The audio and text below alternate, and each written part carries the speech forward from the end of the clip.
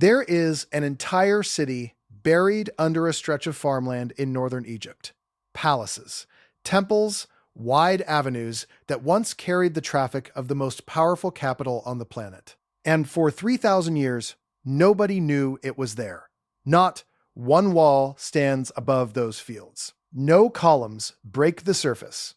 A farmer can walk across it, plow it, build his house on top of it, and never suspect that under his feet lies the royal residence of the greatest pharaoh Egypt ever produced. This is the lost capital of Ramesses the Great, a city of canals and colossal temples that an ancient writer once said glittered like turquoise and lapis. And it vanished so completely that when scholars finally went looking for it, they spent the better part of a century digging in the wrong place. Here is the part that should stop you. When archaeologists first uncovered the monuments from this city, the giant statues, the obelisks, the temple stone all carved with the king's name, those monuments had once stood. They were standing in a completely different city, roughly 20 miles away, in a place that did not even exist when Ramesses was alive. The statues had been lifted whole and hauled off, and the city they came from had been wiped from the map so thoroughly that its own monuments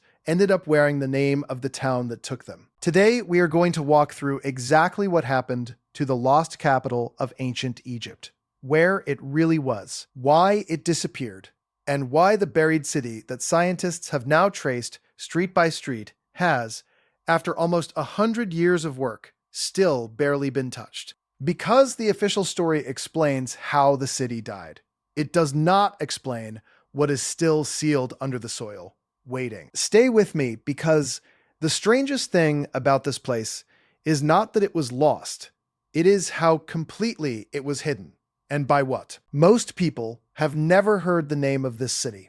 They know Ramesses the Great. They know the towering statues, the four-seated giants carved into the cliff at Abu Simbel, the pharaoh who ruled for 66 years and stamped his name onto more stone than any king before or since. But the capital he built to rule from, the city he raised out of the mud of the Nile Delta and named the House of Ramesses, great of victories, is a blank space in almost everyone's picture of Egypt.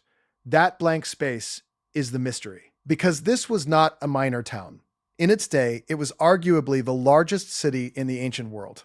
Estimates put its population somewhere around 300,000 people. It sprawled across as much as 30 square kilometers of the eastern delta, with a city center of temples, workshops, and a great harbor lake covering roughly 15. It rivaled Thebes in the south, the ancient religious heart of the whole civilization. And then it was gone, not destroyed in a single night, not burned by an invading army. Just gone in a way that is somehow more unsettling than any catastrophe, because it left almost nothing behind for anyone to find. And here's a detail that makes the disappearance even harder to explain. This city was not obscure, even beyond Egypt's borders. Its fame reached across the ancient world. In the Hebrew scriptures, among the store cities said to have been raised by the labor of the enslaved, one carries its name, remembered as Ramses. The city was written into the sacred memory of a different civilization entirely, and it survived there, in text, for thousands of years. Its name outlived its own stones. And yet, for all of that fame, the actual ground where it stood was so thoroughly lost that for millennia, no one could put a finger on a map and say, here, this is the place. A city renowned enough to be carved into scripture and lost enough that nobody knew where it was. Hold those two facts side by side, and the mystery sharpens to a point. How does a place that famous simply fall out of the physical world? Think about what that means for a moment. We are not talking about a lost village or a forgotten shrine. We are talking about the capital of the most powerful state on earth in the 13th century before our era, the seat of a pharaoh whose name every Egyptologist knows. And it slipped so cleanly out of the record that for centuries, the experts could not agree on where it had even been. If a city that size, that important, that famous in its own time, could disappear that completely, the obvious question becomes impossible to ignore. What else has the Nile swallowed that we have not found yet? And what is still down there, mapped but unopened, under the fields of a country we think we know? Let me build the case one piece at a time, because it only gets stranger as it goes. And the first clue is the one you can see with your own eyes, standing in the wrong city. Start with the monuments, because that is where the confusion began. In the 1880s, the British archaeologist Flinders Petrie began poking around a site in the northeastern delta called San El Hagar, the ruins of an ancient religious center known as Tanis. Then, in 1929, a French archaeologist named Pierre Montet arrived to dig it in earnest. And what Montet pulled out of the ground was staggering. Colossals, statues, except it was wrong. Spectacularly wrong. And the thing that proved it wrong was buried in the details that did not fit. The pottery scattered through the site of Tanis, the everyday broken cups and jars that archaeologists use as a calendar, did not date to the 13th century before our era, the age of Ramesses. It dated to the 11th century, 200 years after the great pharaoh was already dead and entombed.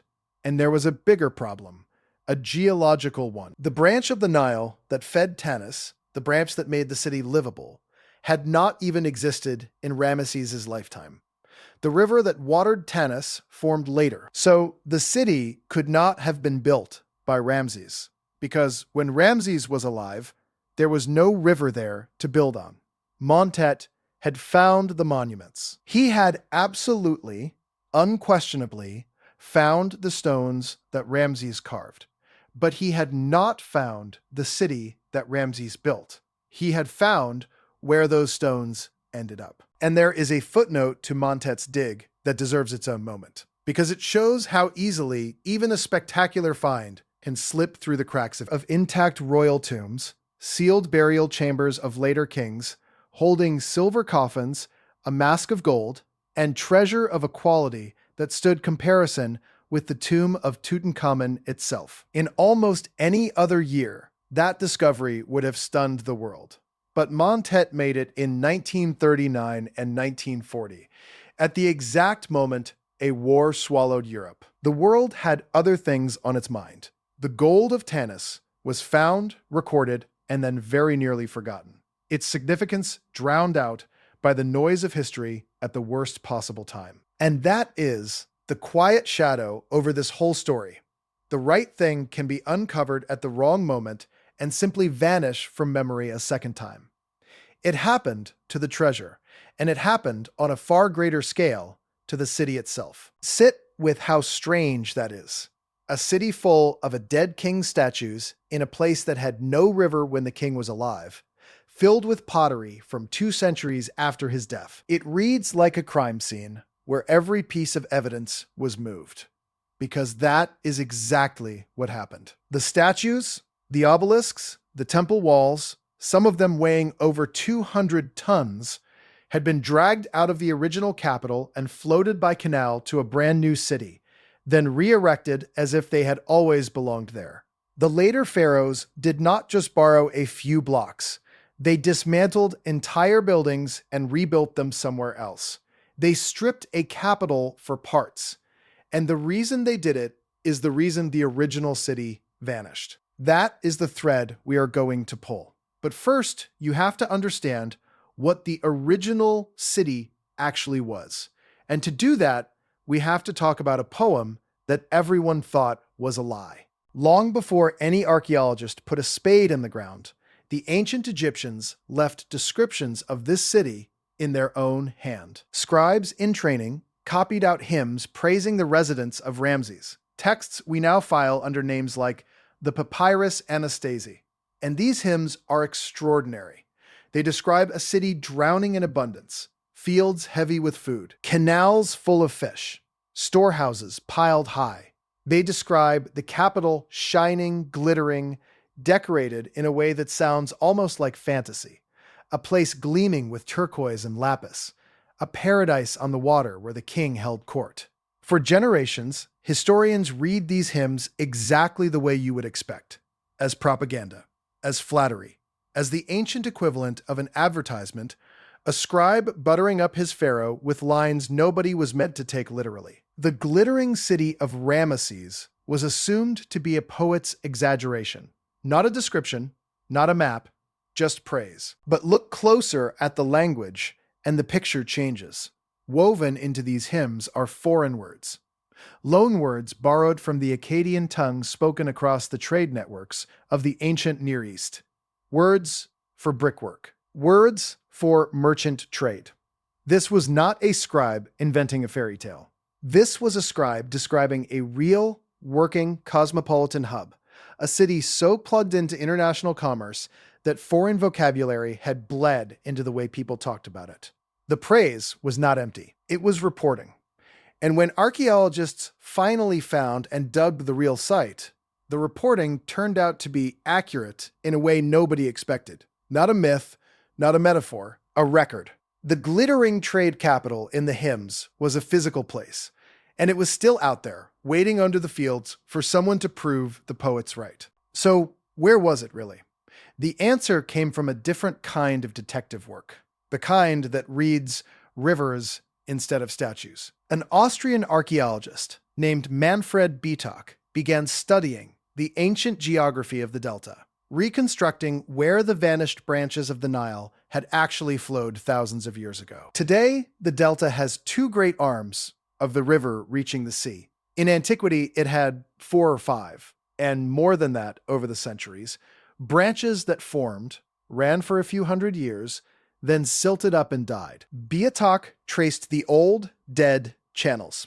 He followed the ghost of a branch the Egyptians had called the Pelusiac, the eastern arm of the Nile, that has long since... That is the moment the whole thing snapped into focus. The monuments at Tanis were real. The city at Tanis was real. But it was the successor, the inheritor, built 2 centuries later on a living branch of the river, and furnished with the salvaged bones of an older, greater capital that had died when its own branch of the Nile abandoned it. The lost city of Ramesses was at Qantir, buried under farmland, and a living village, with almost nothing left standing to mark it. Above ground today, all that survives of the greatest city in the ancient world is the meager trace of a visible ruin of a capital that once held 300,000 souls. If a discovery like that, a lost imperial capital hiding in plain sight, is the kind of thing that keeps you up at night, subscribe now, because what the ground at Qantir gave up next did not come from a shovel at all. It came from a machine that reads the earth without ever breaking it. Here is where it gets strange, because you cannot simply excavate a city the size of 30 square kilometers.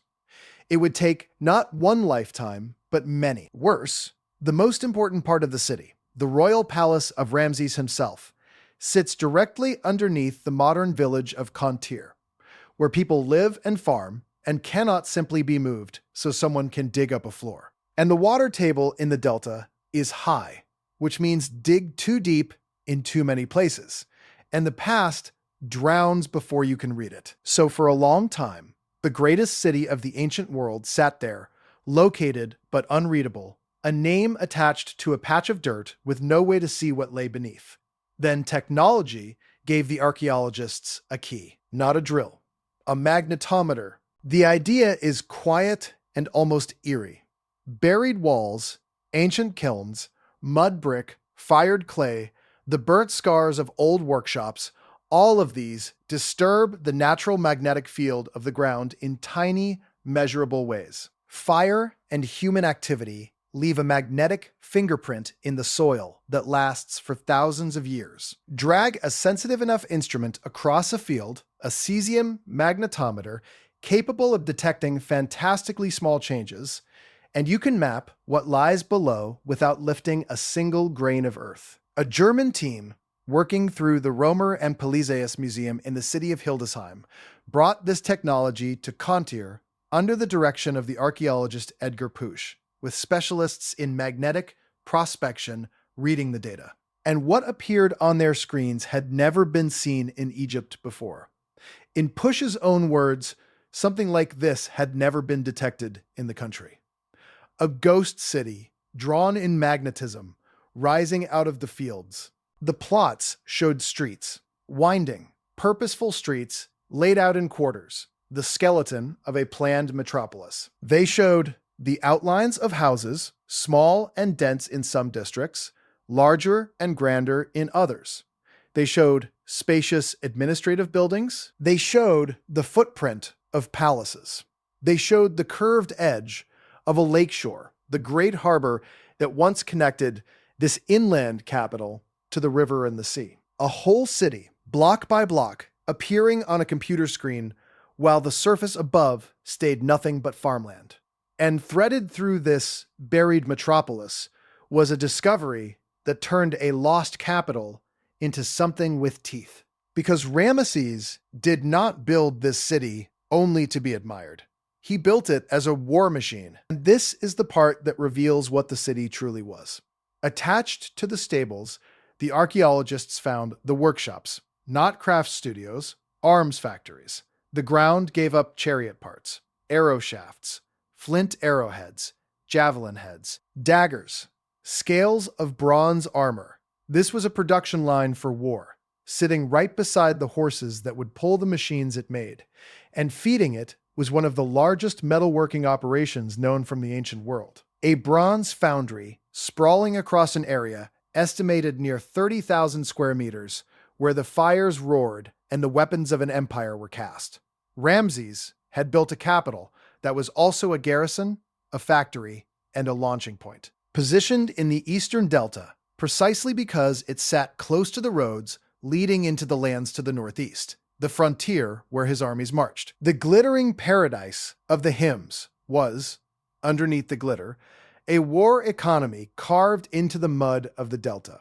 And beneath the stables, deeper still, the excavators found older layers, workshops for glass, for faience, for the brilliant blue pigment the Egyptians prized, and a palace-like complex where they uncovered a floor overlaid in gold leaf on stucco, set with a cartouche of Ramesses in living color, a gilded floor. The scribes had written that the city glittered.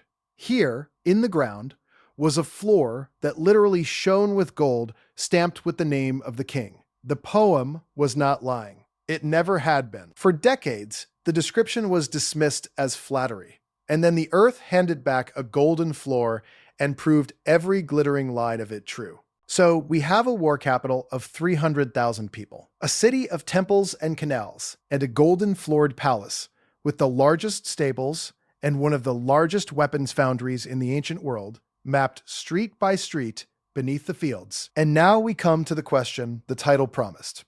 Why did it disappear? What could erase a city like that so completely that its own statues ended up 200 years later in another town, and its true location was forgotten for 3,000 years? The answer is not war, it is not plague, it is not a curse or a catastrophe from the sky. The answer is water, or rather, the loss of it. The entire city depended on one thing, the branch of the Nile it was built beside, the Pelusiac. That river was the city's lifeline, its highway, its harbor, its water supply, the reason it could exist at all in that spot. And rivers in the delta are not permanent. They wander, they silt, they die. Sometime after the death of Ramesses, over the generations that followed, that branch of the Nile began to choke on its own sediment. It silted up, it shrank, and slowly, then all at once, it moved away, cutting the great capital off from the water that had given it life. By around 1,060 years before our era, the city was dying of thirst. A capital of hundreds of thousands, stranded on the bank of a river that was no longer there, and so the pharaohs did the only thing that made sense. They followed the water. The rulers of the dynasty that came next built a new capital, Tanis, on a living branch of the river to the north. And because good building stone was scarce in the mud of the delta, they did not quarry fresh material. They went back to the dying city and they took it apart. Obelisks, statues, temple walls, whole structures dismantled and floated up the canals to the new capital and raised again. They stripped the house of Ramses down to its foundations and carried it away, stone by stone, until the greatest city of its age was a quarry, and then a memory, and then nothing but 2 stone feet in a field. The river left. The people followed. The stones were carried off, and the mud closed over the rest. It was not destroyed. It was abandoned, dismantled, and forgotten, which is a stranger and lonelier way for a city to die. Now, does any of this prove some grander secret? A lost supercivilization? A conspiracy? A truth being hidden from the public? Let us be honest, because the facts deserve better than hype. No, it does not. The mainstream explanation here is solid, and it is worth stating plainly.